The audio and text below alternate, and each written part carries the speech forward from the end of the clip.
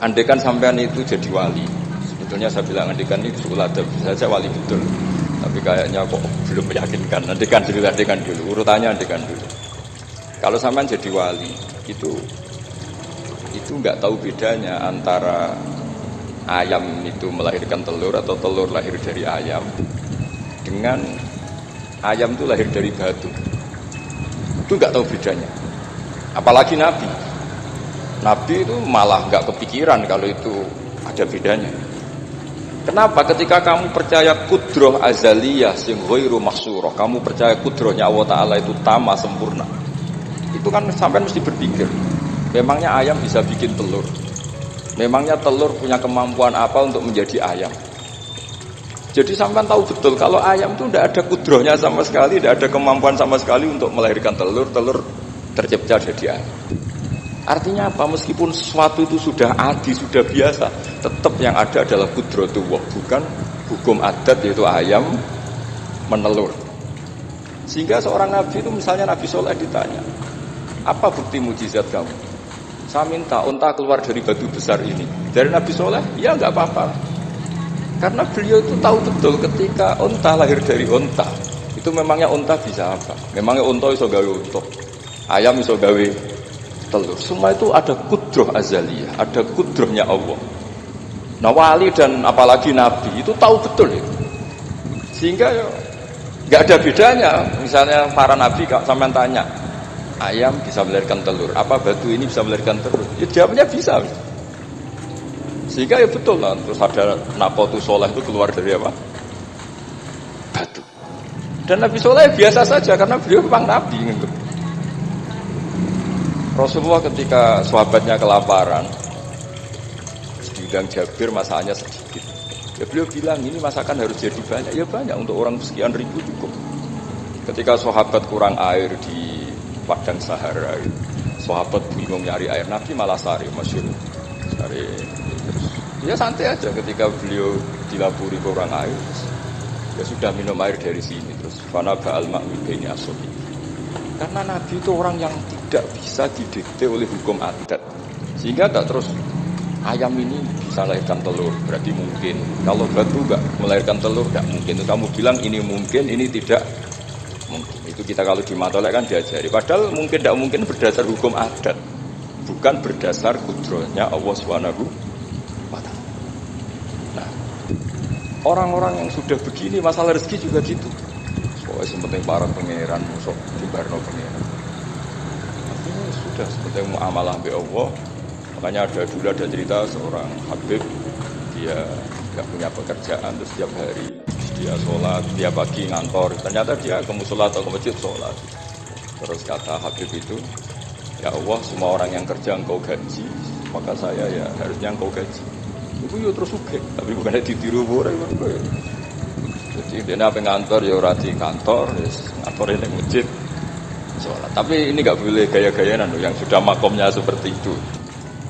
Kalau sampean gak makomnya ribet. Tapi ini cerita ya, kalau tak belajar Quran. Sehingga para nabi itu gak kepikiran, misalnya Nabi Ibrahim itu gak kepikiran kalau api itu bisa membakar, karena beliau tahu api apa punya ikhtiar, api apa punya irodah, punya kehendak. Api apa punya cara yang diinginkan api itu untuk membakar saya, kan tidak juga, dia benda mati. Pasti itu murtangan Allah. Sehingga ketika beliau mau dibakar ya santai aja. Beliau nggak tahu bedanya di sana sama di sini.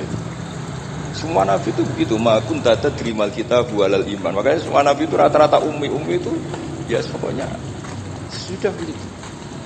Makanya disuruh berdoa ya nggak mau.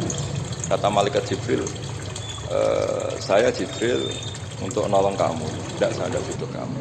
Maksudnya kamu ngomong, nanti tak sampaikan ke Allah. Allah itu sudah tahu tanpa kamu. Hasbi min su'ali ilmuhu biha. Itu nabi. Ya, Rasulullah Muhammad SAW juga sama. Ketika mau perang Badar, itu kan musuhnya itu 1000 lah kira-kira. Sahabat itu 300. Terkenalnya 313 sama dengan Ashabi apa itu Talut itu. Apa itu Waqatalah apa Dawud itu Ashabi Dawud itu.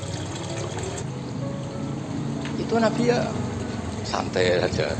Padahal itu pedang satu dipakai orang 10. Sampai bisa bayangkan perang pedangnya gede. Tidak bisa.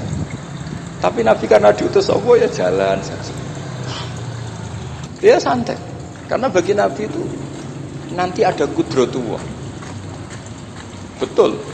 Ternyata perang musuhnya 1000, musuh 300, yang satu perlengkapan lengkap, yang satu gentenan pedang. Perang ya, tiba-tiba sih nyelip pedang itu mesti kan nyuruh, gak iso bayang. Singkat cerita terus, masyhur itu Nabi terus berdoa. Ya Allahumma Allahumma intuhlik hadil isobat alam tu'bad ba'dal yaum. Hasil terus ada pertolongan dari Allah. Artinya Nabi ngantuk. Ini gak penting 300 apa 100. Orang menang itu ya karena biqudratillah. Begitu juga di perang Khandaq. Jika Nabi itu pernah minta kakinya kambing. Kaki yang depan namanya dirok. Dirok itu 2 kan. Namanya kaki depan itu dirok. Coba ambilkan dirok itu, ini ada tamu, diambilkan. Terus diambilkan lagi. Ambilkan lagi 1, diambilkan. Terus ambilkan lagi. Bukankah kambing diroknya hanya 2 ya Rasulullah? Andai kan kamu langsung ngambil, pasti tetap jumlah itu ada. Karena ketika Nabi ngendikan ini jadi konstitusi. Jadi kemana malaikat kudu melok ribet anak. Ya masyhur kan Nabi khutbah, padahal pas musim kemarau nggak mungkin hujan cara hukum adat. Ya Rasulullah khutbah itu suwi-suwi ini wong bingung perkara ana hujan. Pun pokoke niki bingung halakatil amwal kok gak ana hujan. Niku Nabi langsung ngendikan udan. Warang hutan minggu berikutnya wong kebanjiran saat ini buat rusak korona kemarau tapi korona banjir. Itu Nabi menghentikan Allahumma hawalena wala ini langsung mari. Artinya Nabi itu gak bisa didikte terus. Ini secara ilmu falak ini gak musim hujan. Lagi saya kan perhitungan kalau istisqa sampai didelok wis musim dadi istisqa. Kalau di konco kiai ahli falak ini kon istisqa ora gelem. Tak kok iki apa? Tak hitung jek suwi kesudan. Engko ora ketara ramandine dadi dekne ngenteni. Yo ono kiai rondo politik ngoten yo. Tangan-tangan yo bener timbang terkenal ngobos kan nurono reputasi dadi. Iya. Tapi kalau Nabi itu ndak. Nabi itu makun tadrimal kita walal ilmi. Karena kalau kita sudah makom itu enggak bisa didikte oleh al-ahkam al-adiyah. Nabi itu mulai rondo gondok dari itu. Makanya ketika ada kitab Al-Husunul Hamidiyah, hukum adat itu telah membodohkan kita lama sekali sehingga Anda tidak bisa percaya kudroh nama. Dan ini kaitannya formal baminan ini nanti tentang Quran. Nanti jenengan melihat mukjizat terus gampang. Terus kata Imam Al-Husunul Hamidiyah ngendikan, umpama kelungsu niku biji asem nih. Andai kan tidak pernah terjadi kelungsu itu jadi asem yang besar. Kemudian buah, kemudian macam-macam lah. Ditabrak terkungat yo masalah tenang. Terus itu gak pernah terjadi. Terus akhbaro kamu birun, terus kamu diberi cerita orang ini kelungsu ini bisa jadi pohon besar sekali suatu saat. Kamu pasti tidak percaya. Oh ini mohal, masa barang kecil jadi besar. Berhubung sering terjadi, terus Anda bilang mungkin. Tapi pertanyaannya loh, ketika mungkin itu kamu kan gak ikut bikin. Loh namanya mungkin tidak mungkin kan kamu harus punya otoritas ikut bikin. Kamu kan tidak ikut bikin, kok bilang ini mungkin, yang ini tidak mungkin. Ketika itu sering jadi pohon besar, Anda pun tidak berkontribusi kan? Kontribusinya siapa coba? Allah Subhanahu wa ta'ala. Nah di sini terus para wali itu sudah mengabaikan itu semua.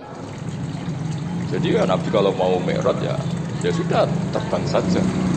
Kayak Syaikhul Qadir Jilani kalau mau tawaf ya tawaf saja. Padahal beliau di Baghdad. Imam Nawawi itu di Damaskus. Tiap malam itu tawaf. Padahal penerbangan 3 jam. Karena beliau gak roh beda nih. Ya aduh itu hartu. Mbak Mutamakin kepengen ke Mekah ya ke Mekah mawon. Kalau santri haji, paspor itu urus. Kondo Mas Nadi, kondo menak. Ini buat usaha. Buat usaha. Ini cerita wali itu buat. Artinya orang-orang ahli Quran itu sudah ke makom. Jika yo coba warai, nak tengok-tengok nang omah terus rezekine piye, yo coba warai ngono kok dadi goblok malah niki pun makomnya seperti itu. Dan kita harus berlatih. Kalau kita tidak berlatih, maka ilmu ini akan hilang. Yaitu tadi, terus kita didikte hukum adat, seakan-akan hukum adat ini memenjarakan kita, memasung kita, kemudian kita sampai nanti ada mukjizat. Naqatus Soleh keluar dari As-Sakhrah, dari batu besar kita janggal. Nabi Ibrahim dibakar oleh api, kita apa? Jangan. Sebetulnya itu kalau pakai, makanya di matolek di semua pondok diajarkan ada muhal akli, ada muhal apa? Adi. Kalau muhal adi itu ya sebetulnya tidak muhal. Cuma secara adat itu jarang apa terjadi. Tapi kita harus mulai berpikir, dilatih. Ketika telur jadi ayam, memangnya dia punya ikhtiar kan enggak? Tetap di situ ada kudratu. Nah kalau sama-sama kudratu, bedanya apa? Telur keluar dari ayam sama telur keluar dari batu. Kan sama-sama yang menentukan adalah kud. Jadi di sini ini latihan tauhid. Yang terakhir untuk sering baca Quran secara fasih, secara benar, secara apa? Bisa cerita min haisul makna ya. Itu sesuatu itu dikembalikan pada yang punya. Saya beri contoh ya. Kalau sampean saya tanya, mic ini kan dari besi, sama ini masker dari kertas, dari kain. Ini kuat mana? Pasti sampean menjawab kuat mic, karena ini materinya dari apa? Tapi Anda salah. Artinya salah itu, ya sebenarnya itu cerdas tapi lagi setengah. Yang benar adalah, ya terserah jenengan Gus jenengan yang megang. Bisa saja ini masker tak rencanakan, tak awetkan, tak simpen, tak museumkan. Saya punya rencana menghancurkan mic ini. Berarti nanti awet mana?